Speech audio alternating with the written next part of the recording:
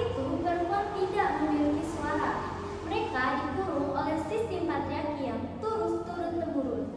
Sistem yang membuat perempuan kehilangan hak untuk bermimpi.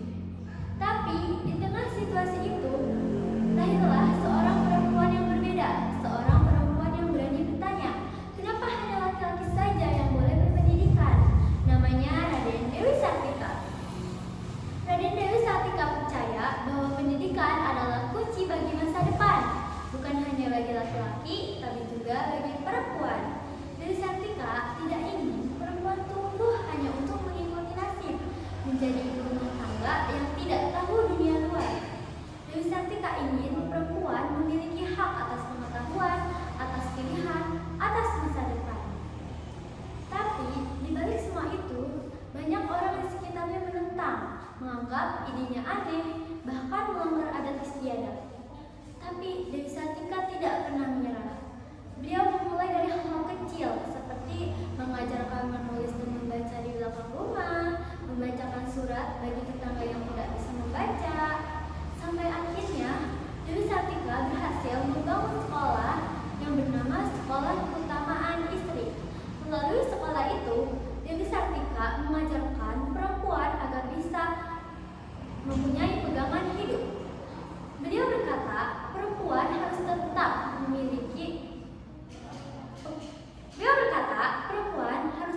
berdiri tegak meski kehilangan tempat untuk berlindung.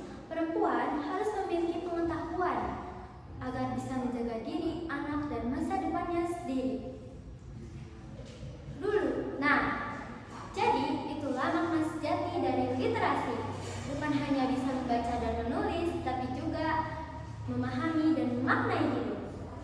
Nah, balik lagi ke diri kita generasi Z, kita hidup di masa di mana literasi tidak lagi terbatas pada buku dan papan tulis. Kita hidup di dunia digital. Kita bisa belajar lewat YouTube, lewat diskusi online, bahkan menulis lewat layar handphone.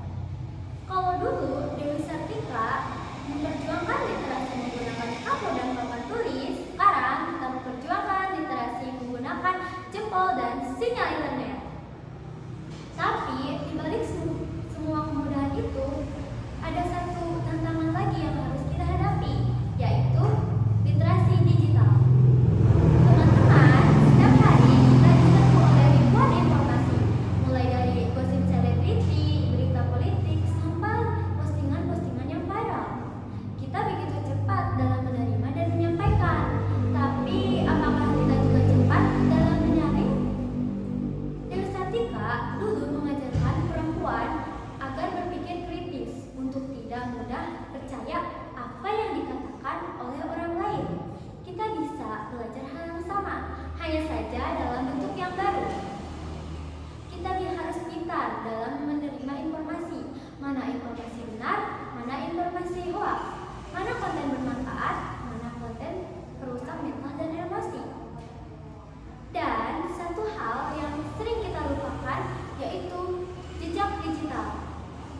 Teman-teman, apapun yang kita tulis, kita komentari, kita bagikan, semuanya terekam.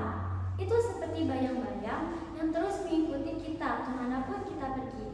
Jadi, ketika kita ingin melamar kuliah, kerja, atau bahkan ingin menginspirasi orang lain, jejak digital lebih berbicara keras daripada kata-kata kita. Jadi, sebelum bermain media, kita harus pintar dalam bermain media digital. Dan